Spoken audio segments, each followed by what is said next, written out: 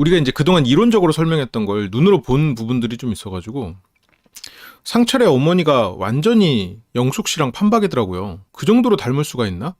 상철 어머니가 상철보다 영숙 씨를 더 닮았어. 그런 것들을 보면서 상철이 그래서 그렇게 영숙에게 끌렸구나라는 생각이 들 정도로 제가 이제 항상 그 상담을 할 때 그러잖아요. 이제 부모님이 가진 어떠한 속성을 가진 사람에게서 내가 부모님에게 받지 못한 부분을 받으려 하는 시도를 한다. 라고 이제 이론적으로 그렇게 얘기를 했었는데 그거를 지금 이렇게 비주얼적으로 물론 이게 비주얼이 같다고 해서 같은 속성을 가진 사람이다라고 하긴 그렇지만 비주얼 면에서 이미 속성이 비슷해 버리니까 상당히 흥미롭더라고요. 그게 뭐 일종의 오이디푸스 컴플렉스냐라고 그러니까 이제 제 친구는 그런 얘기를 던지던데 간단하게 근데 오이디푸스 컴플렉스로까지 말씀드리기는 조금 오바스러운 부분이 있는 게 이제 오이디푸스 컴플렉스가 특히나 이제 남자아이에 한정해서 얘기를 하거든요. 근데 그게 이제 지금은 반박도 많이 하고 있어요. 당장 뭐 칼 융 같은 경우에도 뭐 오이디푸스 컴플렉스랑 뭐 일렉트라 컴플렉스를 왜 그렇게 나누냐. 그러니까 약간 심플하게 말하면 그거거든요. 아들이 아버지를 경쟁자로 여기고 이제 어머니를 이성적으로 보는 이제 그거 보통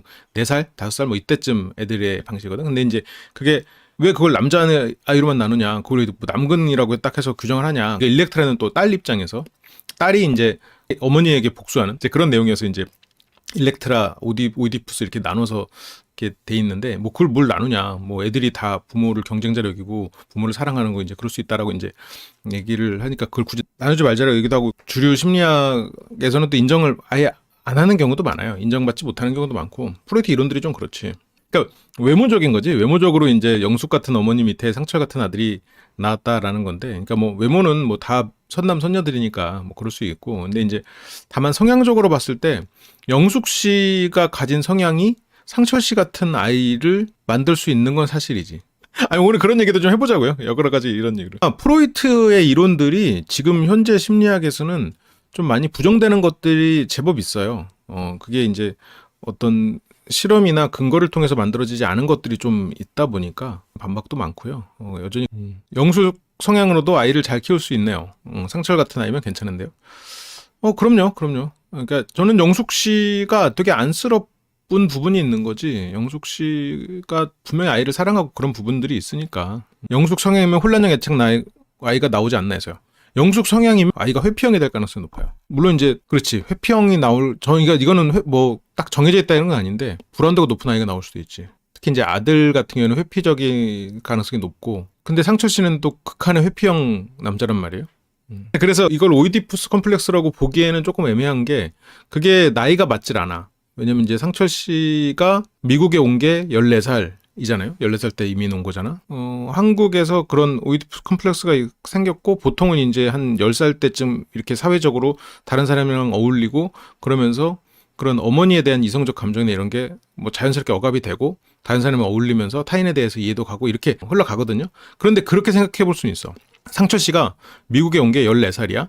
그러면 이게 그런 이성에 대한 부모에 대한 이성적 이게 무의식이에요. 그러니까 의식은 아니야. 그러니까 그런 부분이 분명히 이제 스스로가 억압되고 그런 것들을 이제 사회적으로 타인에 대한 사고에 대해 이해를 하면서 내 세계가 넓어지는 거 과정을 겪었어야 되는 건데 상철 씨가 미국에 이민을 왔을 때 시점을 생각해 보면 그런 걸 거치는 시기보다 조금 뒤이긴 해도 미국에 와서의 삶이 행복하지는 않았을 거란 말이에요. 물론 행복하지만 단절됐고 새로 시작해야 되는 삶이었을 거라고. 그러니까 한국에서 내가 친구도 있고 가족도 있고 그리고 항상 나에게 다정했던 어머니가 존재했던 한국의 삶에서 갑자기 어느 순간 미국으로 가니까 그 시절의 미국은 아무래도 뭐 모든 미국인들이 다 인종차별을 하는 건 아니지만 인종차별도 어느 정도 있었을 거고 아무리 영어를 잘해도 어머니가 영어를 무지막지하게 잘한다고 해도 어쨌건 한계에 부딪히긴 했을 거란 말이에요. 가정주부시기도 하셨을 거고 그러다 보니까 당장 뭐 상철이 어디 아파 그럼 병원에 데려가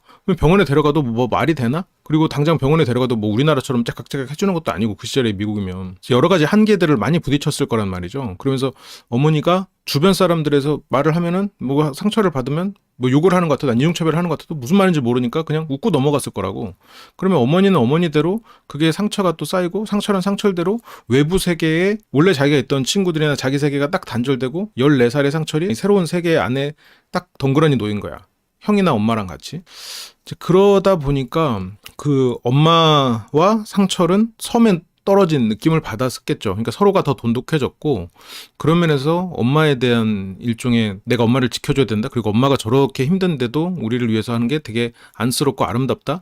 그리고 또 어머니는 어머니대로 밖에서 일종의 사람들이 핍박한 건 아니지만 본인은 핍박을 받았다고 생각할 수 있겠지. 내가 감정을 내 마음대로 드러낼 수 없고, 그리고 여기에서는 당장 뭐 병원에 가도 아니 막 마트 가서 물건 사는 거야 이런 거야 괜찮지. 그 예전에 이제 어머니들이 독일에 여행 갔다가 독일에서는 그냥 한국말밖에 안 쓰고 왔다고 막 그러더라고. 가서 뭐 예를 들어서 뭐 지우개 주세요 해놓고 지우개 줘 그렇게 하고 사람들이 하면은 자기의 지갑에 든 현금을 막 꺼내서 준대. 자 이거 지우개만큼 돈 가져가고 나머지 돌려줘. 그러면 무슨 말인지 모르잖아 그쪽에서는. 그러면 알아서 거슬러 준대요. 이게 그러니까 이게 그 나라 문화에 따라 다른데 신용이 충분한 나라는 그게 이제 되는 거죠. 근데 이제 조금 신용이 충분하지 않은 나라 가서 뭐 그렇게 지우개 하나 사고 예를 들어서 뭐 돈을 다 지갑 있는 돈 꺼내서 자 네가 지우개 맞는 돈 갖고 가 이러면 그 돈 다 갖고 와 버리지. 근데 어쨌건 마트 가서나 이런 데서는 문제가 없었겠지만 당장 뭐 아이 교육 뭐 병원 이런 거에서부터 당장 문제가 터졌을 거라고. 그리고 이웃과의 문제. 아무리 한인타운에 살았었어도 영어를 잘하지 못했을 테니까. 그리고 아이들 특히나 이제 성별이 다른 어머니 입장에서 성별이 다른 아이들과 커나가는 과정에서 충돌도 있었을 거고 어머니는 어머니대로 굉장히 외로운 상황을 보냈을 거란 말이죠.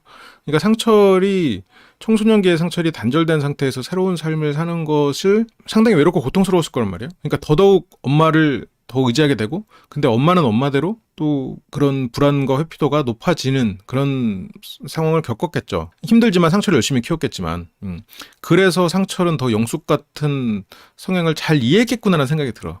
영숙 씨는 지금 아이를 낳고 남편이 없는 상황이 돼서 혼자서 아이를 키우면서 굉장히 피해의식이 있잖아요. 세상이 다 나를 외면하는 것 같잖아. 상철의 어머니는 그런 시기를 실제로 겪은 거잖아. 왜냐면 말이 다 안 통해. 딱 어느 순간 갔는데 갑자기 다른 사람들이 다 외계어를 하고 있는 거잖아. 내 아이가 아파서 병원에 가도 사람들이 외계어를 써. 그러면 그런 것들이 얼마나 고통스럽고 힘들었겠어. 상철이 본 어머니의 모습이 영숙에게서 보였을 것 같아. 단지 외모뿐만이 아니라 그런 피해의식이 있고 스스로 약한 모습을 보이기 싫어하고 속으로 A라 이렇게 생각해 또 B라고 말하는 그런 것들을 엄마를 통해서 많이 봐왔지 않았을까 싶은 거죠. 그래서 더 영숙을 이해했겠구나. 근데 이런 얘기를 우리가 지금 처음 하고 있는 건 아니야. 예전에 16기 얘기할 때 이런 얘기를 하긴 했었죠. 그런데 그 사진을 보고 상철의 삶을 들어가 보니 훨씬 더 구체적으로 나오는 거야. 어제 끝내고 대부분 영숙 씨처럼 센 여자가 미국 가야 살아남을 것 같긴 해요. 근데 그 반대지. 내가 약한 상태로 가도 센 여자가 되는 거지. 영숙 씨도 지금처럼 성격이 셌을까? 지금처럼 공격적이었을까? 그건 아니었을 거란 말이죠. 지금은 아이를 혼자 키워야 되고 여러 번의 상처를 겪다 보니 주변 사람 세상에 믿을 놈 하나 없네? 예를 들어서 단적으로 말해서 네 믿을 놈 하나 없네는 조금 더 어린 시절의 생각이었을 거고 지금은 왜 이렇게 세상은 나에게 가혹하지? 라는 마음일 거라고요. 영숙 씨든 상철 씨의 어머니도 비슷한 성향의 사람이었을 거고 왜냐면 그 나이에 미국에 가서 물론 한국에서 미국으로 가는 그런 시점에서는 이민을 갔을 테니까 어느 정도 경제력도 좀 갖춰졌을 거고 그리고 뭐 남편도 충분히 지식이 있는 분이었겠죠. 상철의 아버지도 상철이 지금 하는 일이나 이런 걸 봤을 때 그런데 그럼 단적으로 어머니는 그러니까 진짜 극단적으로 말해서 그 우울할 때 마음속에 너무 상처가 되는 얘기를 스스로 하잖아요. 그런 가정에서 얘기를 해보면 상철 어머니는 내가 지금 사랑구실을 하고 있긴 한 건가? 이런 생각을 하게 될 거라고. 남편은 지금 여기 와가지고 막 바깥에서 일하고 근데 나는 집안에서 일하면서 지금 아이들을 내가 제대로 키우고 있긴 한 건가? 당장 이 아이들이 학교에서 뭐 인종차별을 당하고 있는 건 아닐까? 굉장히 두려운데 또 막상 가가지고 따질 수도 없어. 언어가 안 되니까 그럼 어떻게 따져야 돼? 승질내야 돼. 왜 우리 아들한테 그러냐고 막 화내고 그래야겠지. 물론 정말 말 그대로 다 소설이야. 근데 그만큼 그 상철의 어머니가 더 센 여자가 됐을 가능성이 높다는 거죠. 왜냐면 상철을 지켜야 됐으니까. 상철과 자기 자식들을 지켜야 됐을 테니까. 물론 영어도 열심히 하고 했겠지만 이제 그런 부분들이 그럼요 쉽지 않아요. 지금 우리 세대야 영어가 익숙하지. 나같이 이렇게 영어 못하는 사람도 영어로 떠듬떠듬 말해주면 대충 알아듣는단 말이에요. 그런데 예전에 상철 씨가 저렇게 갔던 시절에는 지금 뭐 80년대 후반 뭐 90년대 뭐 이때쯤이었을 텐데 그때 그 어르신들이 영어를 잘 모르시는 분들도 많단 말이에요. 이제 그런 면에서 상철 씨가 영숙에게서 어머니를 받겠구나라는 생각이 드는 거야. 그래서 영숙을 보면서 내가 저거를 꺾어봐야겠다 이런 말을 하는 게 이게 꺾는다 하니까 사람들은 상철이 굉장히 막 그 윗사람 입장에서 저 사람을 막 통제하려고 한다 이렇게 이해를 했을 수도 있는데 생각해보면 상철은 엄마를 통해서 알았어. 저렇게 센 척하고 막 그렇게 막 반대로 말하고 그래도 저 마음 안에는 부드러움이 있고 연약함이 있다는 걸 알았을 거라는 거지. 그러니까 상철은 더더욱 영숙 맞춤형 경험을 한 거지. 근데 물론 여기서 이제 상철의 아버지에 대한 단서까지도 있다면 훨씬 더 흥미로운 해석들이 가능할 텐데 이제 그런 것들은 존재하지는 않으니까. 그러니까 잘 맞을 수 있었을 커플이라는 생각이 더 드는 거지. 아마 그 나는 솔로 PD도 그런 면에서 상철과 영숙을 다시 출연시켜서 보고 싶다는 생각을 했을지도 모르겠어요. 영숙을 케어하면서 영숙을 치유하는 과정에서 엄마를 보듬어주는 느낌까지 받을까요? 그게 맞아요. 멀리 가는 생각 아닙니다. 원래 사람은 그런 식으로 연애를 하고 사랑에 끌려요. 이것도 이제 뭐 여러 가지 이론들이 있는데 그 중에서 제가 이제 말하는 몇 가지 이론 중에 그거에 입각한 이론들이 있어요. 제가 월요일날 상담 드릴 때도 그런 얘기를 드리거든요. 내가 부모에게서 받지 못한 사랑을 배우자에게서 받으려고 한다. 이것까지는 다들 아시죠? 그런데 내가 내 배우자와 내 부모가 전혀 다른 사람이야? 그러면 이 사람이 나에게 사랑을 준다고 한들 부모가 나에게 주지 못했던 그런 결핍이 해소가 안 돼. 그래서 내 부모와 비슷한 속성을 가진 사람, 뇌가 부모라고 착각할 만한 정도의 사람을 만나서 그 사람이 나에게 온전한 사랑을 줄 때, 아니면 반대로 내가 부모에게 못다한 사랑을 이 사람에게 줄 때 내가 과거에 느꼈던 결핍이나 그런 멜랑콜리아가 어떤 우울감이 해소가 될 수 있다는 거야. 상철이 아버지에 대해서 어떤 감정이었을까? 그런 부분이 좀 궁금한데 아버지에 대한 언급은 거의 없단 말이죠. 아마 상철이 어린 시절에 굳이 오이디푸스 컴플렉스로 연결짓지는 않아도 될 것 같은데 어린 시절에 그런 아버지를 경쟁자로 여길 때는 아버지가 같이 많은 시간을 그래도 좀 보내다가 미국으로 와서는 훨씬 더 바빠지고 그러면서 상철은 말 그대로 어머니와 시간을 더 보내면서 근데 이것까지는 너무 소설이야. 어쨌건 상철은 지금 그 시절의 자신에서 벗어나지 못하고 있는 부분도 있지. 결핍이 진짜 인생을 흔드네요. 그러니까 그게 결핍이 인생을 흔드는 건 맞아요. 그런데 그게 결핍이 있다고 해서 꼭 불행한 건 아니야. 그 결핍이 그 사람에게 원동력이 돼줄 수도 있고 그것 때문에 또 사람을 만나는 데 있어서 더 좋은 선택을 하게 되는 경우도 있습니다. 결핍이 전혀 없으면 두 가지 일이 일어나요. 하나는 삶에 의욕이 없는 경우도 있어. 결핍이 없으니까 내가 무엇을 추구할 필요가 없는 거지. 또 하나는 결핍이 너무 없으면 결핍이 없는 삶을 살다가 사회에 딱 나가서 부딪히면 깨져버려. 왜냐면 나는 모든 게 풍족한 삶이었다가 사회는 그렇게 풍족하게 해주나? 그렇게 모든 걸 위로해주나? 안 해준단 말이야. 나가자마자 깨져버려. 그럼 다시 부모 품으로 돌아와. 독립하지 못해.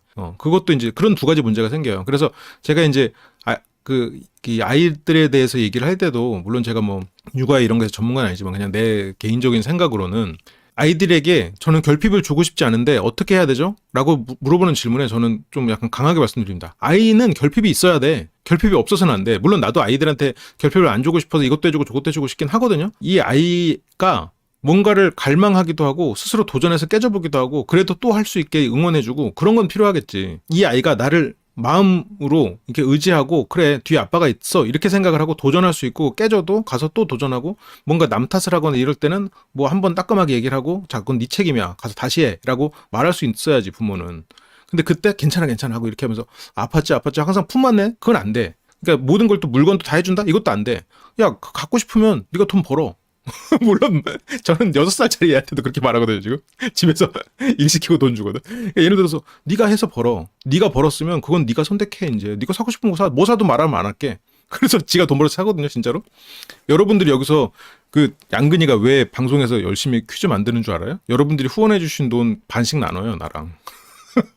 그래서 열심히 하는 거야.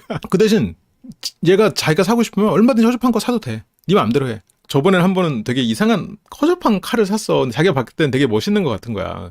그래서 그게 한 4,500원짜리야. 그러니까 돈이 많지는 않아요. 아직 모은 게 몇만 원 안 되는데 그 4,500원짜리를 친구들한테 가서 자랑을 한 거지. 근데 자랑하고 오니까 애들은 별로라고 한 거야.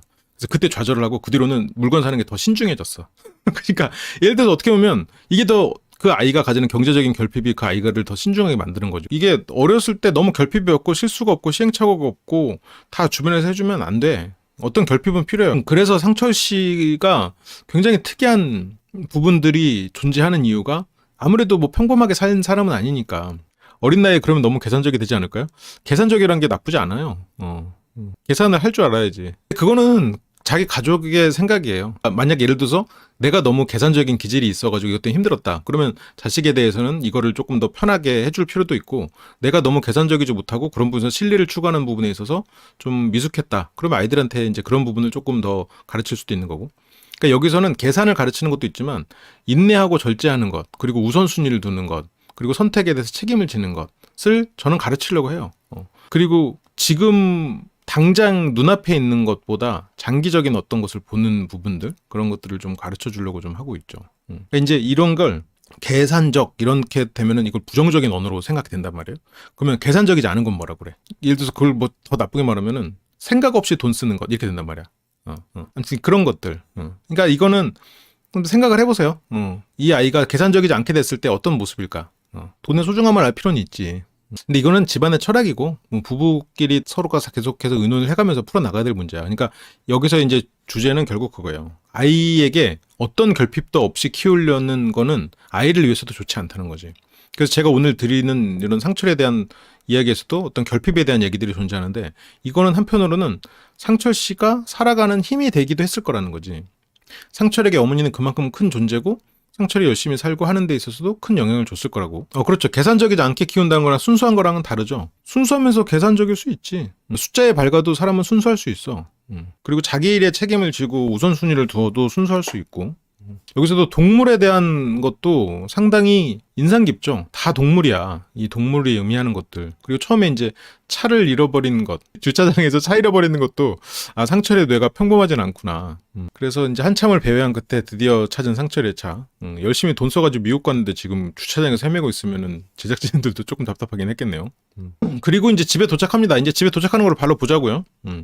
집에 이제 모습이 보면 집에서도 여러 가지 인상 깊은 장면들이 조금씩 있는데, 상철은 굉장히 그 과거에 대해서 중요시 생각하는 사람이야. 좋게 말하면 뭐 전통적인 가치를 중요하게 생각하는 사람이라고 생각할 수도 있겠지만, 여기서 보면 80년대 모스크바 올림픽 마스코트 미샤. 왜 80년대 모스크바 올림픽 마스코트가 집에 있을까? 왜 있을 것 같아요?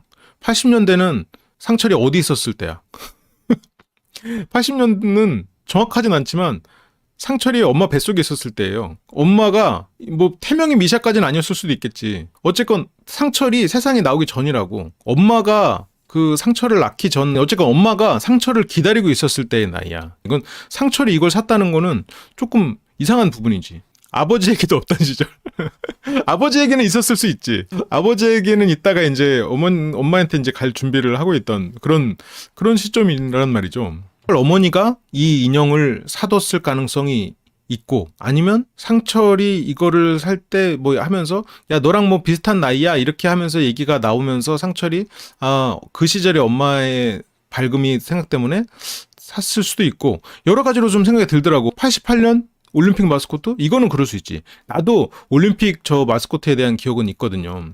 근데 상철 씨는 저게 이 올림픽 마스코트 호돌이가 정확히 상철 씨 남근기에 존재했던 마스코트지. 여기 지금 사탕 아니야 이거 지금? 사탕 다 굳어버린 거 아니야? 그러니까 이게 상철 씨 입장에서는 어린 시절에 엄마를 사랑하는 게 의식과 무의식 사이에 머물렀던, 무의식으로 억압하지 않았던 시절의 오브젝트라고. 그게 아까 봤던 그 미샤는 내가 태어나기 전 엄마가 아빠야, 물론 그때는 형도 있고 했긴 했었지만 내가 태어나기 전 훨씬 더 젊고 아름다웠던, 그리고 더 순수했던, 세상에 어떻게 보면 상처를 덜 받았던, 받지 않았던, 그건 이제 그랬던 시절의 미샤와, 그리고 내가 엄마를 사랑했던 시절의 호돌이잖아. 근데 내가 만약 어린 시절을 떠올리면, 물론 나와 상철 씨는 좀 나이 차이가 있긴 하지만 호돌이가 조금 더 인상 깊죠. 미국에 좀비 나타나면 마지막 식량으로 호돌이를 까면서 좀비를 창문이 깨져가는 상황에서 그 엄마와의 추억이 담긴 호돌이를 열고 그걸 먹으면서 이제 세상을 끝내는 그런 장면이군요. 상철 생각보다 엄청 외롭게 자라고 지금도 아주 외로움을 많이 타는 건 아닐까요? 외로움을 많이 타는 거라고 생각은 해요. 왜냐면 여기서도 고양이, 전에 길렀던 반려묘, 그러니까 여기 있는 인형들이 단지 인형을 모은다가 아니라 인형을 통해서 지금 상철은 과거의 추억을 박제시켜 놓고 있는 거야. 그렇다는 말은 내가 과거의 추억 안에 계속해서 거기에 머무르고 싶은 거지. 그러니까 이게 단순히 내 자아를 의탁한 그런, 내가 이제 어떤 애착 불안정이 있어서 내 자아를 의탁하는 그런 피규어를 통해서 어떤 그런 멋짐이 내 멋진 모습이라고 생각하는 그런 회피형의 성향과는 조금 차이가 있어. 이거는 지금 상철은 이 과거 긍정적인 사고관, 세계관을 가지고 시간관을 가지고 있을 수 있어. 그래서 반려묘도 그렇고, 이거 대만의 유명 커피 브랜드, 이것도 전처와의 추억이야. 그러니까 상철은 지난 기억들, 좋은 기억들을 계속해서 간직하는 게 기본적으로 버릇이 돼 있어. 왜냐면 상철에게 어린 시절은 너무나 행복했던 시절이고 엄마와 함께했던 시절도 너무 행복했거든. 그 안에서 아빠는 밖에서 잔디를 깎고 엄마는 안에서 일하고 집안에서 부모와 지냈던 시절들이 너무 행복해. 과거가 행복하게 기억하는 습관이 머릿속에 자리 잡아 있는 사람이란 말이에요. 왜냐면 집 밖은 항상 고통스러웠거든. 집 밖에 나가면 내가 상처받았어. 인종차별을 받고, 그리고 무시당하고, 그리고 엄마도 이제 그렇게 항상 힘들었고. 이제 그러다 보니까 이것도 지금 전처와의 기억이 남아있는 그런 거. 그러니까 이거는 전처에게 추억이 있다. 이건 아닐 거예요. 과거에 무언가를 버리지 못하는 사람. 그리고 여기서 동물들도 하이에나, 뭐, 들개, 이런 것들이 나와요. 동물들이 말하는 것도 조금 특이하긴 한데, 그건 뒤에서 얘기하기로 하고. 그리고 강아지하고 공고양이 유골함도 결국 이 과거를 계속해서 추억하는 것, 그리고 떠나보내지 못하는 것. 과거를 떠나보내지 못해. 왜냐면 과거가 너무 소중했거든. 그리고 현재는 과거에 비해서 외로워. 그러다 보니까 현재에도 과거를 곱씹으면서 과거에 연결된 어떤 물건이나 그런 것들을 만들어내고 내 주변을 놓고 그러면서 시간을 붙잡고 있는 행위를 하는 게 아닌가 싶어요. 지금 저 유골함도 물론 지금 살아있는 고양이 유골함도 놔두면서 그 아이들이 좀 오래 살 거를 기원하는 일종의 약간 주술적인 의미도, 그러니까 미신적인 의미도 있지만 그래도 저렇게 유골함을 계단으로 오르내리는 자기 방으로 가는 길목에다 놓는다는 건 그들을 떠나보내지 못하고 있다는 거거든. 그러니까 이 유골함은 이해되지. 하나하나는 다 이해가 돼요. 그럴 수 있어. 근데 이런 것들이 조합됐을 때 상처를 설명하는 게 될 수가 있는 거지. 그리고 옆에는 지금 슈퍼마리오가 있네요. 띠링 하면서. 근데 유골함은 그 자기가 소중하게 사랑했던 그런 동물이라면 얼마든지 할 수 있지. 근데 이런 동물들, 피규어, 이런 것들, 인형들, 그리고 인형들을 모으는 그 모아진 인형들, 80년대 내가 태어나기 전에 그런 엄마의 뱃속도 아니고 지금 아빠의 신체 어딘가에 있었을 그때의 물건들을 집에다 갖다 놓는 거, 이런 거는 상당히 평범한 건 아니지. 보통의 피규어가 모아지는 시점은 내가 과거를 추억하는, 예를 들어서 뭐 상철 씨 정도라면 마리오 정도부터, 아니면 뭐 둘리 정도부터지, 80년대 인형? 이거는 좀 특이한 부분이지. 아니면 보통 상철 씨 정도면 뭐 드래곤볼부터, 뭐 이 정도는 흔한 케이스고. 그러니까 시병식도 피규어를 많이 모았지만 시병식 같은 경우에는 뭐가 가득 차 있었어? 원피스가 가득 차 있었다고. 물론 한국과 미국의 그런 뭐 콘텐츠적인 차이라고 해도, 그러면 그 시대에 맞는 그 정도의 피규어인데 지금 상철 씨는 아니란 말이야. 말 그대로 동물, 그냥. 그리고 어렸을 때 둘리, 그리고 뭐 88 올림픽, 심지어 80 올림픽, 그런 걸 보면 지금 16 상철과 10 영식이 똑같이 피규어를 모은다고는 보이지만 두 사람이 피규어를 통해서 마음속으로 얻어주고 있는 심리적 보상은 완전히 다른 거지. 상철은 유년시절 상처나 외로움이 있을 때 감정을 숨기는. 그렇죠. 실은 상철도 회피형이고 10 영식님도 그 피규어를 많이 모았기 때문에 굳이 얘기를 다시 꺼내는 거예요. 10 영식님도 회피형이었지. 근데 열심히 살려고 하는 사람들이었어, 둘 다. 정신 연령이 멈춰 있는 건 아니야. 멈춰 있는 정신 연령이 어떤 한 부분이 있는 거지. 그래서 이렇게 그 아이들의 이름도 써 있고, 그리고 지금 원래는 이제 강아지들이 계속 이렇게 많이 집에 있는데 지금 촬영 때문에 그렇게 이제 갔고. 그렇죠. 인종차별이 엄청 심했을 거야. 인종차별이 심했고, 물론 뭐 제가 미국에서 살아보진 않아서 잘 모릅니다만 인종차별이 심하고, 그리고 내가 의지해야 되는 엄마조차 그 미국에서 생존하기가 버거운 상황이었을 거라고. 그러니까 상철은 그래서 더 동물에 집착하는 거야. 어차피 이 인간들은 외계어로서, 말하는 인간들은 나를 고통 주는 존재들이야. 그럼 차라리 말없이 나를 따르는 존재들에게 더 끌리겠지. 그리고 가족들에게도 정신 연령이 머무는 게라는 그런 개념보다는, 이거는 물론 상철 씨가 그렇다는 건 아닌데, 우리가 어떤 큰 상처를 받으면 그 상처와 비슷한 상황이 벌어질 때 그때 그 순간에 정신 연령으로 돌아가는 거랑 좀 비슷한 현상이 있어. 그러니까 예를 들어서 내가 10살 때 어떤 아버지나 뭐 어머니를 통해서 상실을 겪었으면, 연애를 하다가 그런 부모에게서 겪었던 상실과 비슷한 일이 터지는 것 같으면 내가 정신 연령이 그때로 돌아가는 것 같은 거야. 내가 그렇게 어린애 같은 행동을 하는 거야. 거기에서 막 이 사람을 공격하고 수동 공격하고. 그래서 친밀한 사람에게 내가 더 이 사람을 고통 주고 상처 주는 행동을 해버리지. 그게 결국 또 연결해서 보면은 이게 불안정 애착들이 벌이는 잘못된 반응이란 말이죠. 그치, 인종차별 때문에 이를 악물고 운동을 했을 거라고. 내가 저놈들 이겨보겠다. 내가 이 새끼들 날 무시해? 내가 너네들 이기고 만다. 내가 누구 아들인데 우리 엄마 내가 이겨가지고 우리 엄마 그 눈물 이제 쏙 들어가게 할 거야 라고 미친듯이 운동을 했을 거라고. 거기에서 일단 언어나 이런 부분에 있어서 약하니까 공부로 얘네들을 이기기는 당장은 힘들었을 거란 말이죠. 그러면 그 안에서 내가 당장 결과물을 내고 퍼포먼스를 내는 거는 힘으로 스피드로 이기는 거야. 말 그대로 그냥 원시적인 방법이지. 물론 운동선수가 원시적이란 건 아니고 저희 어머니가 전업주부셨으니까 여기서 어머니 얘기가 나와요. 어머니가 전업주부로 미국에서 아이들을 키웠어. 남편은 어쨌건 뭐 이민이 뭐 그 돈으로 가는 이민이든 아니면 뭐 기술로 가든 이민이든 어쨌건 무언가 능력자였을 테니까 이민을 갔을 테고 그랬으면 그 능력을 발휘하기 위해서 열심히 또 살아야 됐을 거란 말이죠. 그러니까 상철의 어린 시절은 어머니로 모든 게 다 설명이 되는 거죠. 그리고 여기서도 중요한 포인트가 나와. 엄마가 전업주부였고 주말마다 간 곳은 동물원. 엄마가 나와 가장 행복했던 순간이지. 집에서는 어머니가 집안일하고 뭐하니라고 실은 편하진 않았을 거라고. 한국에서 어떤 일이 있었을지 모르지만 아마 상철의 아버지가 굉장히 가족적이고 그랬던 사람으로 생각해보면 시부모님을 모시고 살았을 가능성도 있겠죠. 그러면 어머니도 아이들하고 마음껏 좀 자유롭게 사랑하는 남편과 같이 가족끼리의 그런 즐거운 시간을 보내는 건 그 주말에 동물원이었을 가능성이 크겠지. 그래서 이 동물원이 의미하는 건 두 가지일 거라고 봐요. 하나는 엄마와의 소중한 기억이 존재하는 곳. 두 번째는 어차피 말이 안 통하지만 나에게 호전적이지 않은 존재들이 있는 곳. 왜냐면 미국으로 가서 느끼는 가족 이외의 사람이라는 존재는 나를 차별하고 나를 무시하는 인간들이란 말이야. 인간은 나를 무시하는 존재라고. 그러니까 한편으로는 이런 걸 생각해보면 16영숙과 16상철은 비슷한 경험을 한 거지. 이게 완전히 다르게 표현됐지만 16영숙은 주변의 사람들이 나를 공격하고 나를 언제 잡아먹을지 모르는 그런 상황에서 나는 항상 이게 레이더를 바짝 세우고 항상 언제 공격당할지 모르니까 공격하려고 하는 그런 의지를 갖고 있잖아요. 그게 세잖아. 그게 어떻게 보면 상철과 영숙이 비슷한 경험을 하고 비슷한 상처가 있는 사람들이야. N과 S의 차이, 물건을 보며 과거의 의미를 생각하는 N과 물건은 물건이고 현재의 가치를 생각하는 S. 하긴 그래. 그게 맞겠다. 굳이 따진다면. 근데 제가 영숙이면 사귀어보고 마음 싹 접을 듯이요. 너무 고립된 곳이라 애 키우기도 쉽지 않을 듯. 그럴까? 근데 나는 영숙 씨가 이걸 보고 상철이 조금 더 본질적으로 내가 사랑할 수 있는 존재라고 느꼈으면 좋겠어요. 느낄 수 있을 거라고 생각해. 한편으로는.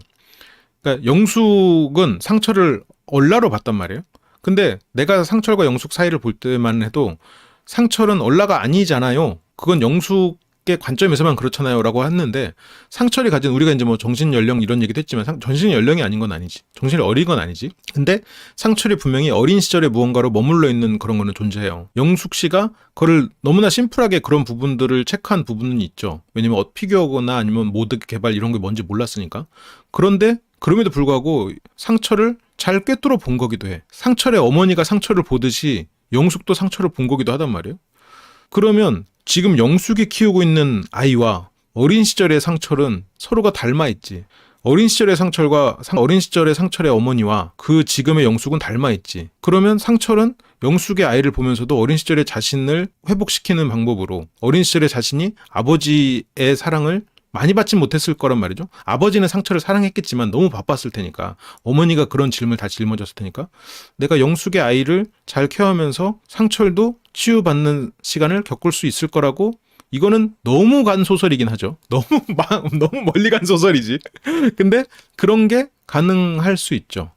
왜냐면 영숙은 자신의 어머니로 내가 투영을 했다면 지금 영숙의 아이는 과거에 나잖아 그냥. 그러면 그 아이를 내가 잘 케어를 하고 이 아이에게 어떤 경험을 해줌으로써 과거에 내가 아버지에게 바랬던 것을 이 아이를 통해서 내가 치유될 수도 있는 거지. 아니 이거는 그냥 완전히 100% 소설이니까요.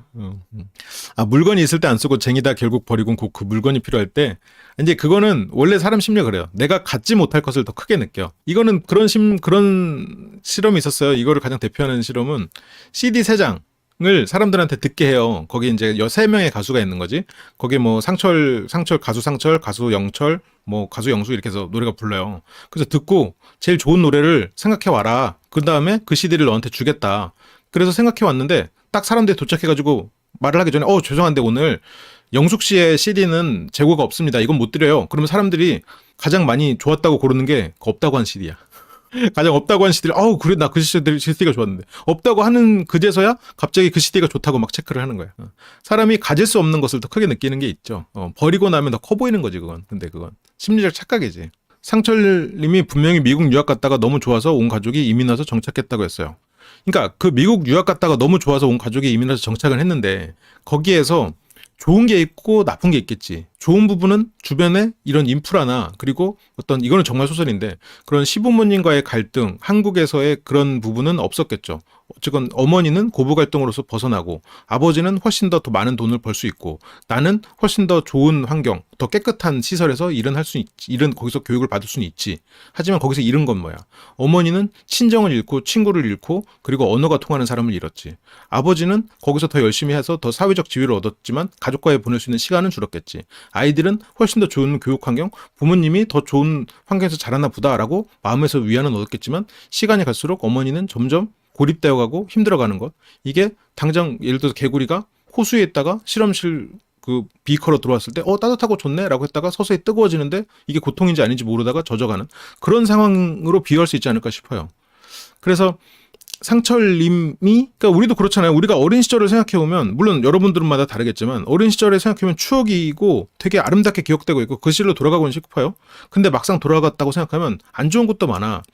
이건 우리가 어제 얘기했던 것들 중에 하나인데 어르신들이 나이가 들어가지고 다시 시골로 돌아가서 사시려고 하거든요.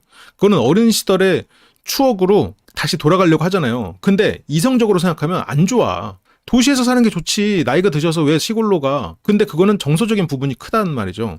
물론 시골에 주는 여러 가지 장점이 있어요. 나쁘다는 거 아니야? 근데 당장 병원이 멀고 백화점이 멀어. 마트나 이런 게 멀어. 당장 차를 운전해서 가야 돼. 연세가 있으신데 계속해서 운전대를 잡아야 돼. 그리고 당장 아파도 병원에 가려면 한참 걸려. 그런데 그게 좋을까? 안 좋아. 힘들어. 그러니까 그건 분명히 안 좋은 부분들이 있어요. 그래도 어린 시절에 그거는 추억이 있고 그 시절로 돌아가고 싶고 그 시절의 감성을 유지하고 싶다고. 그러니까 내가 어느 게 더 좋았다 나빴다를 이성적으로 생각하는 것과 내 마음이 그 시절로 돌아가고 싶은 거는 다른 얘기야.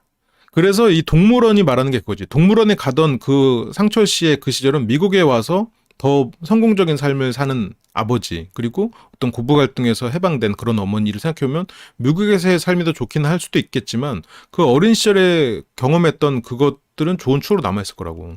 그래서 동물원, 어린이 동물원 누군가 집에 있을 것 같은 그런 사진이죠.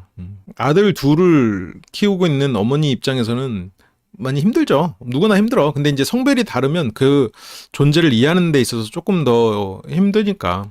그리고 이 사진이 정말 이번 낯설 사계의 중심이지. 가장 이게 신스틸러지. 이번에 등장하진 않으셨지만 어머니의 사진이 그냥 영숙 씨야. 그냥 너무 닮았어. 영숙 씨의 엄마라고 해도 믿을 정도야. 그래서 저는 동물원 데려다가 주시는 게 너무 좋았고 갈 때마다 재밌고 그래서 꼬마 때부터 그림을 그려도 동물 그림, 인형 장난감도 동물. 그러니까 어려서부터 어느 정도 회피형 기질은 있었을 거라고 생각해요. 그래서 어릴 때부터 언제나 동물과 가까이였던. 그러니까 이 어린 시절의 동물의 의미는 엄마와 나를 연결해주는 존재지. 동물원에 가면 엄마와 계속 하루 종일 손을 잡고 다닐 수 있고 물론 뭐 손을 잡고 다니지는 않겠지만 회피형이 아닌 사람이 존재하냐고? 많습니다. 회피형이 아닌 사람 많아요. 회피형이 그 연구로는 한 30% 된다고 하는데 내가 봤을 땐 훨씬 더 많은 것 같아요. 안정형이 연구에서는 절반이라고 나오는데 훨씬 적은 것 같아요. 이게 물질주의 사회가 되면 안정형은 줄 수밖에 없거든요. 그리고 연애를 통해서도 회피나 불안도가 높아지기도 하니까 요즘처럼 연애를 많이 하고 물질주의가 만연하는 사회에서는 안정형으로 남기가 쉽지가 않아. 그러면 회피와 불안도가 높은 사람들이 훨씬 더 많아지겠지. 그래서 어쨌든 이 동물이 주는 의미는 엄마와의 연결, 그리고 여기 미국에 와서 이민에 와서 살 때는 나를 이해해주는 존재, 나에게 상처 주지 않는 존재가 동물의 의미가 아니었을까 싶어요.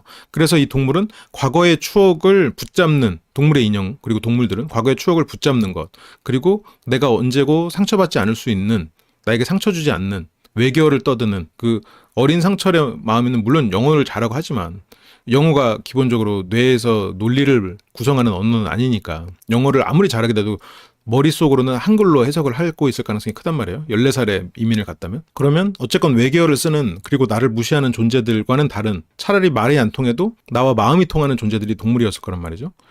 그런 것들이 동물이 주는 의미인 것 같아요. 근데 이제 본인은 그거의 명분을 그냥 마음이 편한 거예요. 그냥 그 마음이 편한 거예요. 이렇게 되는 거야. 넌 왜 그 사람을 사랑해? 그러면 여러 가지 그 마음속에서 무의식적이나 결핍이나 어떤 기제가 있겠지만 마음으로는 그냥 끌렸어 라고 말한단 말이죠. 아니면 거기서 뭔가 이유를 대. 저 사람이 이뻐서, 아니면 저 사람이 멋져서, 돈이 많아서. 하지만 실제로 거기 마음속 깊이 들어가 보면 진짜로 끌린 거에는 다른 이런 결핍의 요소들이 있죠. 이것도 몇 가지 실험들이 있어요. 재밌는 실험. 내가 좋아하는 실험 중에 하나가 그게 있는데, 길에서 이제 이 사람은 실제로는 마술사예요. 마술사인데 마술사라는 건 속이지. 그 두 여성의 사진을 놓고 어느 쪽 여성이 당신이 봤을 때 더 아름답습니까? 그리고 뭐 그 흑발의 여인, 금발의 여인 이렇게 해놔요. 그래서 이 사람이 금발을 골라. 그러면 그 금발 사진 그렇군요 하면서 손으로 바꿔치기 해서 이 사람이 고르지 않은 사진을 딱 이렇게 올려놔. 근데 바꿔치기를 손으로 이 사람이 안 보이게 했기 때문에 이 사람이 안 고른 사진이 올려졌음에도 불구하고 이 사람은 자기가 골랐다고 순간적으로 착각을 하죠. 왜 골랐어요? 말하면 이 사람의 흑발이 너무 아름답게 느껴져서요. 지는 금발 골라놓고. 그게 사람 마음이거든. 거기에 내가 선택에 맞춰서 거기에 대해서 명분을 만드는 게 사람이야. 그게 참 흥미로운 부분이죠.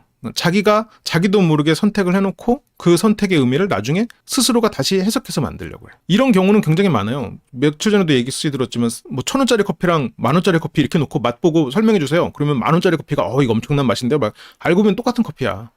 그런 것들. 되게 재밌죠. 물론 방금 말한 거를 모든 사람한테 먹진 않는데 그게 한 50%가 넘게 속아 그걸. 그리고 그걸 막 이유를 대고 앉았어.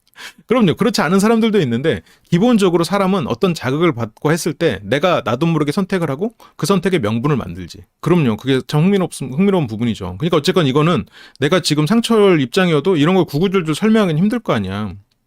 그냥 너무 신비롭다. 하이에나는 무리 생활을 하죠.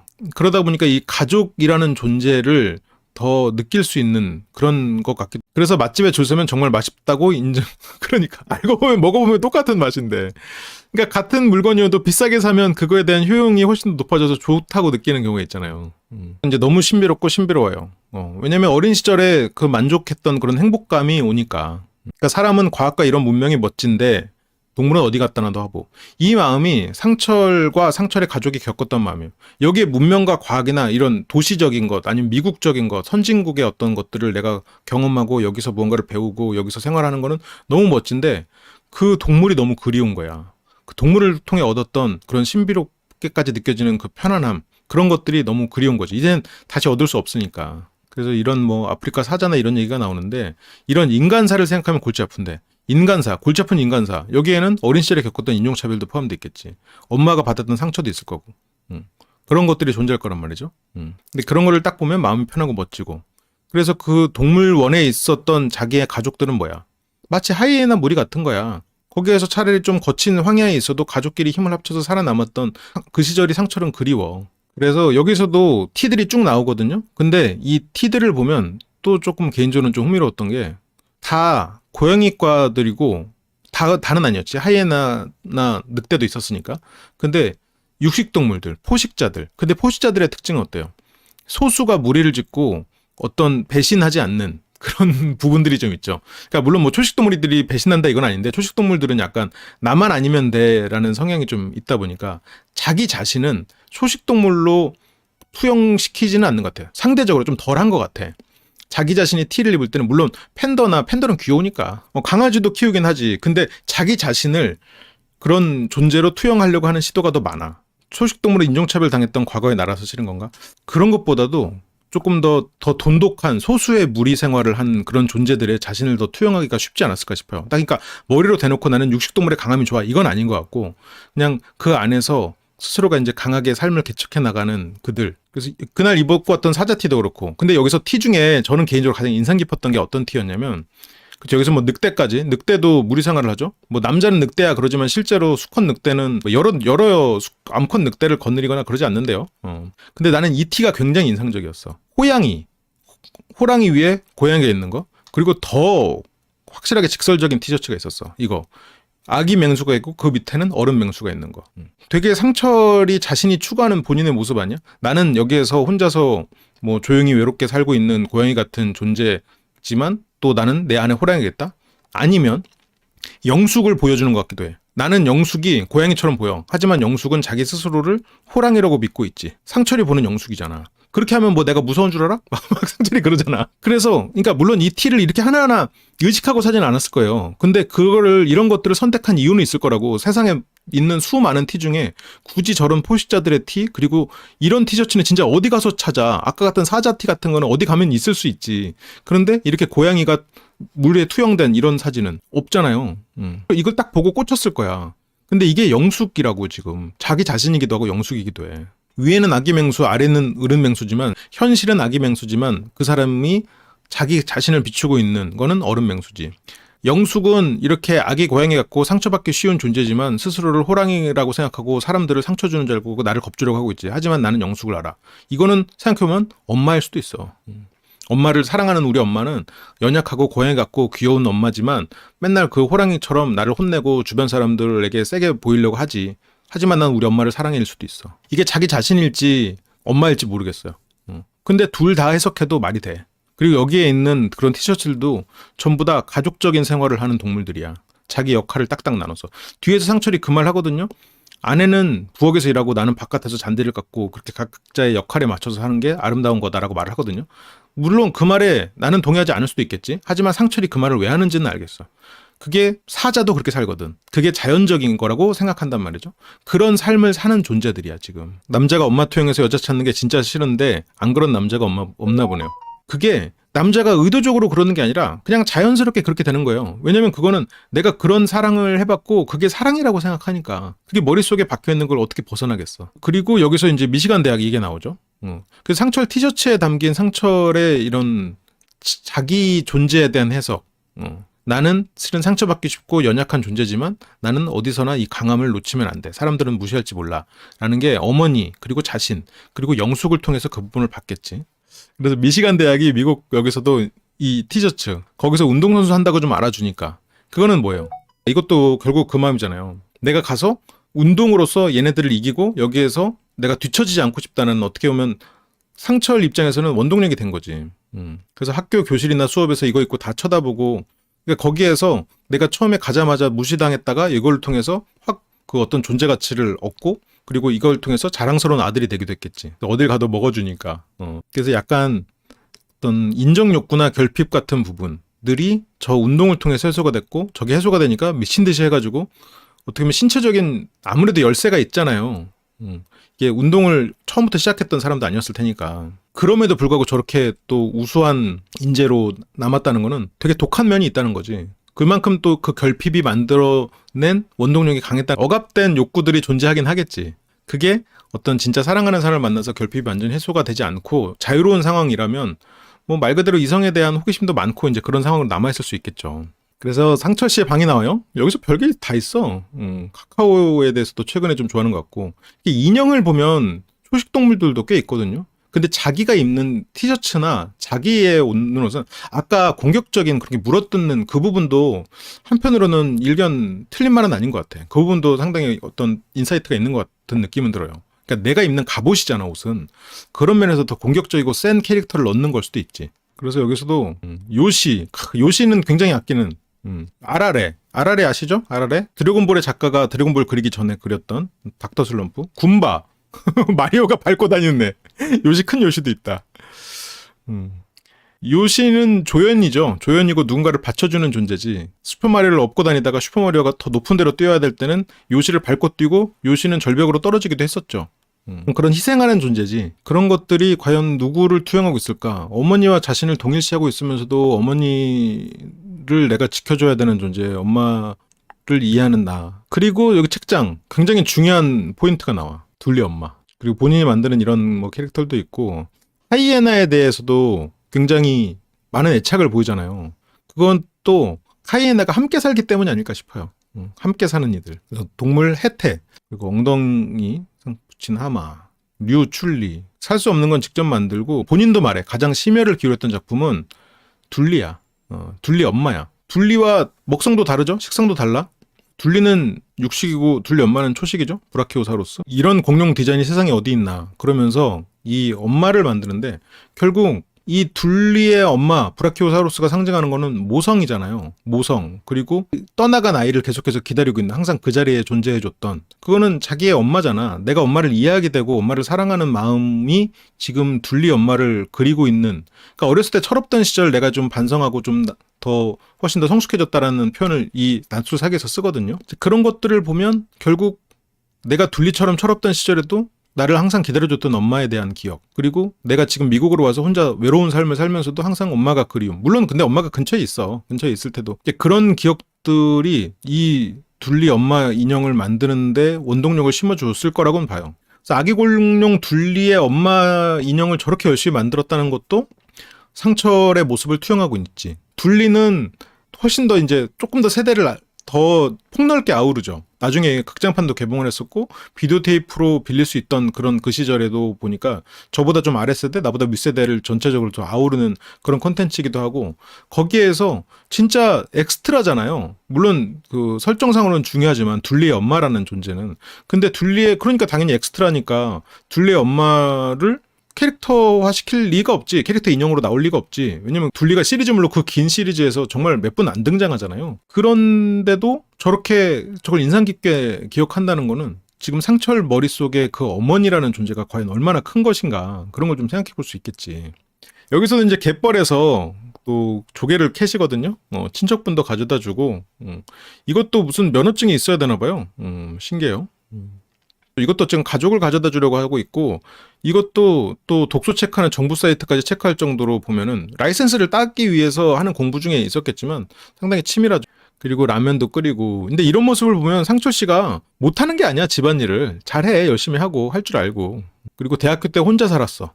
혼자 살아가지고 또 알지. 사주에서 학교를 다녔으니까 그때 많이 외로운 시절을 보냈겠죠. 좀 어느 정도 좀 불안도가 있고 외로움을 또 겪고 있는, 나보다 어떻게 보면 내가 떠나가서 더 외로울 엄마한테 자기가 외롭고 힘든 거를 표현하지 못했겠지. 내가 하면은 엄마를 더 힘들 테니까. 그러니까 여기에서는 더더욱 그 자신의 감정을 억압하고 주변의 사람들, 나를 공격하는 소수의 친구들 이외에 나를 공격하는 그런 사람들을 이겨보려고 운동을 열심히 하고, 그래서 요리는 뭐 다 할 줄 알고, 타코. 난 타코라고 해서 순간적으로 타코야끼인가 생각했어.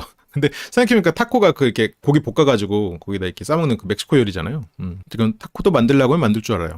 우리나라로 따지면 약간 잡채 같은 느낌인가? 손이, 그러니까 결과로 보면은 다 간단히 먹을 수 있는데 만드는 과정에서는 여러 가지로 손이 이것저것 재료를 준비해야 되고 손이 많은 가는 요리. 근데 어쨌건 그건 혼자 살 때 일이고, 결혼하면 아내가 요리하는 게 맞고, 그러면서 여기에서 역할에 대한 얘기를 해요. 좋아하는 여자를 위해서는 다 할 수 있다. 보기만 해도 좋은데 얄궂은 거 다 할 수 있다. 근데 이제 내가 다 해주다 보면 상대도 뭐 부엌 일은 다 한다. 설거지도 잘하고 어쨌건 하면 하는데 아내가 행복하면 해주고 하면 좋을 것 같아요. 그러니까 여기서도 상철이, 그러니까 한국에 와서도 뭐 부엌은 남자가 가는 곳이 아니잖아요. 이렇게 딱 그냥 나는 집에서 그냥 먹고 놀고 자겠다. 근데 영숙한테 그 말할 때도 피식 웃었거든. 그러니까 그거는 영숙이 그냥 발끈하는 그런 모습을 보려고 그냥 일종의 놀리는 도발을 한 거고, 실제 상철은 그 상황에서 소파에 누워있지는 않는 거지. 여기서도 보면은 뭐 해달라면 해준다. 라고 하지만 자기가, 아내가 예를 들어서 요리하고 설거지를 할 때 뭘 할지가 나오죠. 지금 여기 뒤에서 그걸 보이죠. 근데 그 말을 여기서 해. 동물들도 자기 역할이 있잖아요 하면서 사자를 예시로 들어. 자신은 사자 아니면 고양이나 이런 그런 쪽 동물로 좀 갑옷을 입고 있잖아요. 나를 거기에다 투영시키고 있잖아. 사자들이 근데 수컷이 사냥 안 하잖아요. 평소에 팽팽 놀아. 완전 세상에 그런 논팽이가 없어. 근데 이걸 한다고. 진짜 여기서 어미 사냥들은 사냥을 하고 그렇게 하는데, 숫사자들은 자식들을 지키고 다른 숫사자들에게서 자식들을 지키는 거야. 그리고 하이에나들이랑도 싸우고. 근데 이게 사자 세계가 그렇잖아요. 새로운 숫사자가 와가지고 그 숫사자를 이겨가지고 암컷을 차지하면 새끼들을 죽여버리잖아 다. 이제 그러니까 그 자식들을 지키는 의미도 있겠죠. 그래서 내 역할이 있고, 그래서 될 수 있으면 본인 성별에 어울리고, 엄마가 그 집안일을 하던 그런 엄마가 절대 의미 없는 삶을 살지 않았다라고 상철은 그거를 계속 생각했잖아요. 그렇기 때문에 그런 사랑하는 사람, 누군가를 사랑한다면 그렇게 삶을 사는 거야 라는 게 머릿속에 박혀 있는 거야. 그러니까 내가 그것을 그렇게 생각하지 않는 사람이 상철과 살면 내가 지금 내가 왜 이런 일을 하고 있지라고 생각하는 거지. 근데 한편으로는 그게 내가 이 사람을 사랑하니까, 예를 들어서 이게 내가 우리 가족에서 나의 역할이라도 생각할 수 있는 사람은 이 상철과의 삶이 굉장히 행복할 수 있을 거고, 어떻게 보면 지금 상철이 이런 삶을 보여주고 막 어떤 시애틀에 부유한 삶이 아니라 그냥 여기에서 유유자적한 것처럼 보이는 삶을 보고 아, 그렇구나. 상철이 뭘 원하는 사람이었구나. 어떤 결핍이 있는 사람이었구나라는 걸 이해하고 상철이 괜찮다고 느끼는 사람이 DM을 보내면 그건 잘해보면 잘해볼 수도 있어. 오히려 영숙이 지금 상철이 저런 모습을 보이고 아유 월라 같은 상철 내 아들이랑 상철이 투영되면서 내가 상철 곁에서 좀 헌신해주고 이 사람을 지켜주고 싶다는 생각이 들면 두 사람은 잘 될 수도 있는 것처럼 오히려 처음에 그런 상철이 미국 보잉사 그리고 도시적인 어떤 미국에서 내 삶을 다시 개척해 봐야지 어떤 거기서 상철이라는 우산으로 삶을 행복하게 다시 만들어 봐야지 생각하는 사람은 어차피 가도 행복할 수가 없는 거야. 그러니까 오히려 여기서 이게 나온 건 잘 된 거예요. 상철 입장에서는. 더 자기한테 맞는 사람이 만날 수가 있는 DM 숫자는 확 줄겠지. 그런 사람은 그냥 맡아서 해도 집안의 평화에 있어서 괜찮은 것 같고 그래서 여기서 바깥 일을 하는 거 보여주거든요. 근데 상철 씨가 절대 게으르지 않더라고. 거미줄 이렇게 치우고 인상적이었던 게 물론 여기서 이제 나무 손질하거나 이런 게 뭐 다른 미국에서는 남자들이 다 이런 거 관리하고 그래서 이게 그냥 문화인 거지. 영숙은 낯설 촬영 후 여러 가지 상처에 대해 알아봤는데 아닌 걸로 결론 내렸다. 그러니까 뭐 이미 아닌 걸로 결론은 내렸다고는 하더라고요. 여기서 출연하지 않는 걸 보면 영숙은 이제 나는 이제 낯설 세계관에서 이제 좀 지긋지긋하다. 그냥 더 이상 여기 끝내겠다라고 생각하는 것 같은데 근데 이게 실은 너무 주변의 여론들, DM들 막 이런 거 오면서 스스로가 그러니까 주변에서 안 건드리고 조용히 있었으면 두 사람이 그냥 좀 시간을 가지고 잘 되려면 잘 될 수도 있는 사이였는데 주변에서 예를 들어서 뭐 영철 씨부터 해가지고 영철 씨 알잖아요. 그 긍정적인 생각을 해. 오지랖이지만 긍정적인 생각을 하는데 본인이 보는 게 다가 아니었잖아요. 영숙과 상철의 사이를 본의 아니게 방해한 게 됐었잖아. 그런 것들이 예를 들어서 그 DM으로 보면서 영숙 씨한테 엄청난 또 악플, 상철에 대해서 막 어떤 말도 안 되는 제보들이 계속 오고 갔을 거라고. 그러면서 영숙 씨는 영숙 씨대로 오해가 쌓이고 상철에 대해서 마음을 접게 됐겠죠. 40대 중반인데요. 보면 볼수록 상철이랑 살기 괴롭겠다 싶습니다. 제가 상철이 바라는 그런 계열의 타입이고 그런 관계에서 행복을 느끼는데 상철이랑은 못 살 것 같아요. 아, 그래요? 뭔가 관계에서 리스크를 지면 베네핏을 줘야 하는데 상철은 자기가 바라는 베네핏은 확고한데 리스크를 질 마음은 없어 보여요. 리스크를 지지 않으려고 하는 상대와 어떻게 평생을 살아요? 그렇구나. 근데 생각해보면 그런 리스크라는 면에서는 여러 가지가 있겠지만 경제적인 부분을 확보한다, 그 부분을 책임진다라는 것도 생각해보면 리스크일 수 있죠. 그러니까 그러니까 내가 이 사람이 바깥에서 예를 들어서 물론 사자로 비유하면 암컷 사자가 사냥을 하지만 여기서는 지금 상철이 나가서 내가 사냥을 해올 테니 가정에서 아이들을 지켜라 이거거니까 밖에서는 내가 그 사회활동을 하는 데 있어서 거기서 이미 리스크가 발생하긴 하잖아요. 그래서 정말 좋아하면 애 교육도 시킬 겸 미국행 결혼해봐도 좋았을 텐데 근데 영숙 씨가 미국행을 갔으면 상철 씨의 어머니가 느꼈던 그런 소외감 그리고 외로움 그리고 주변에서의 그런 것들이 있었겠죠. 아까 이제 제가 병원 예시를 들었지만 아이가 아파. 근데 남편은 회사에 나가 있어. 아이를 데리고 병원을 가야 돼. 근데 영어를 잘하진 못해. 벌써 난감하다고. 이렇게 큰 일부터 실은 정말로 사소하게는 그런 게 있지. 예를 들어서 집에 뭐가 있을까? 보일러가 고장났어. 사람을 불러야 돼. 근데 남편한테 야 보일러 고장나도 어떡하지? 라고 말해야 된다고. 당장 근처에 철물점에서 사람을 부르는 거를 못해. 어디가 어떻게 지금 잘못됐는지 설명을 잘 못한단 말이야. 그러니까 이게 뭐 하나부터 열까지 내가 지금 뭘 하고 있는 거지라는 생각이 들 수는 있을 것 같아요. 약간 자기의 어떤 존재 가치에 대한 의심? 그런 게 들 수가 있겠지. 그래서 영숙 씨가 미국으로 가는 삶은 굉장히 큰 난관과 외로움이 존재하겠죠. 지금 뭐 영숙 씨가 가족이랑 손절했나고 뭐 이렇게 얘기를 하지만 어쨌건 지금 아이를 키우는 데 있어서는 친정 부모님의 도움이 있을 거라고 전혀 없진 않을 거라면 이혼한 자식이 있는 자기 딸을 버릴 부모가 많지 않단 말이죠. 그 아무리 손절을 하고 얘가 그렇게 결혼을 했어도 지금 아이가 있는 상태로 이혼해가지고 그렇게 지내는데 그거를 내버려 두진 않을 거라고.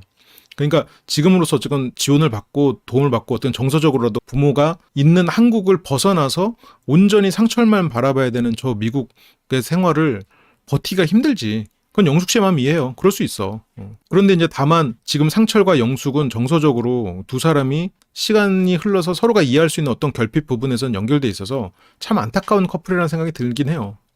그치, 관공소도 엄청나게 빡세지. 미국에서 내가 영어가 잘 안 되고 이쪽의 문화를 잘 모르면 학교도 마찬가지고. 근데 영숙 씨는 자기가 경험했던 그런 문화에서 벗어난 사고를 하는 것도 힘들어하는 사람이거든. 그러니까 이게 예전에 상철 씨의 어머니가 겪었던 그 시절의 고통을 지금 현대에서 영숙 씨가 겪는다고 하면 예전에 상철 씨 어머니가 겪은 것보다 훨씬 더 고통스럽겠지. 왜냐하면 그 시절에는 우리나라가 지금만큼 어떤 문명적인 발전은 없기 때문에 내가 미국에서 고통스럽게 살아도 한국에서도 그렇게 뭐 애초에 뭐 편하지 않았어. 그러니까 아 그래 이 정도 고통은 뭐 이겨내지 하는데 지금은 어때? 인스타에만 봐도 사람들은 다 호캉스가 다니고 있잖아.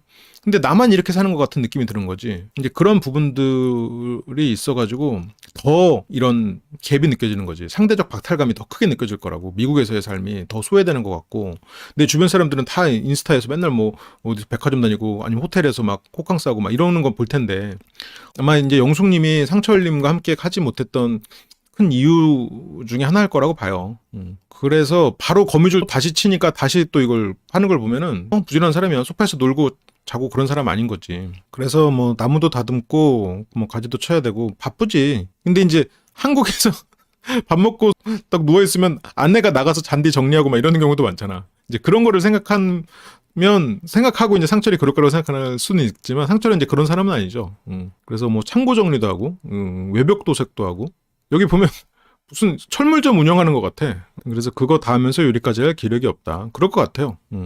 그래서 또 바다가 차올라서 바다로 그 카약을 타고 나가는데 거기서 물범을 봐. 이 상철 사는 곳이 인디언 보호구역인데 거기에서 이렇게 원래는 이렇게 주택 매매가 안 되는데 매매가 되는 그런 곳에 있나 봐요. 그렇다고 합니다. 근데 여기서 얘가 지금 온 이유가 물범 얘기죠. 저를 이제 역으로 구경하려고 호기심 많은 몇 마리가 오는 거예요. 저기 주거지가 있는데. 상철이 이래서 좀 동물을 좋아하는 것 같기도 해. 상철이 지금 말한 물범에 대한 성격적인 부분이 상철도 비슷하잖아. 사람이 다가오면 멀리서 지켜보지만 막상 그 사람들이 나를 관심 없어 하면 그냥 호기심 생겨서 또 다가가서 보잖아. 상철도 처음에는 그냥 사람들이 인사해도 쭈뼛쭈뼛하고 가지만 사람들이 있으면 또 가가지고 어울리려고 하고 뭐가 있나 보고 약간 그렇잖아. 본인이 좀 물범 같잖아. 그래서 얘네들 딴에는 마실 나온 거. 이게 나는 솔로에 출연한 상철의 마음이지. 상철 딴에는 미국이라는 곳에 있다가 그 나는 솔로를 통해서 마실 나가가지고 하는 거야. 한국에서도 뭐 여기서 저도 여러분들이 제보해서 봤지만 그 영철이나 영수랑 이렇게 다니면서 막 인스타 사진 올리고 그랬다면서요. 어떤 분이 막 여미사라고까지 하던데 그런 거라기보다는 말 그대로 솔로 나라에 나왔던 그런 거에 대해서 호기심에 대한 인간 세상에 대한 호기심이지 않을까 싶어요. 왜냐면 지금 예를 들어서 상철이 그렇게 진짜 여미새고 그러면 이런 곳에다가 집을 짓고 살겠어? 당장 이사 가지? 물론 뭐 돈이나 경제적인 그런 여건도 있겠지만 당장 도시로 가고 사람들과 많이 어울릴 수 있는 저녁에 하다못해 어디 펍이라도 갈 수 있는 그런 데를 가지 않겠어요? 그러면서 뭐 여기서 노을을 보면서 이날 회차가 거의 끝나갑니다. 라이브 다시 보기 멤버가 되시면 더 디테일하고 다양한 분석이 담긴 모든 라이브와 엄청난 통찰의 시청자 채팅을 다시 볼 수 있습니다.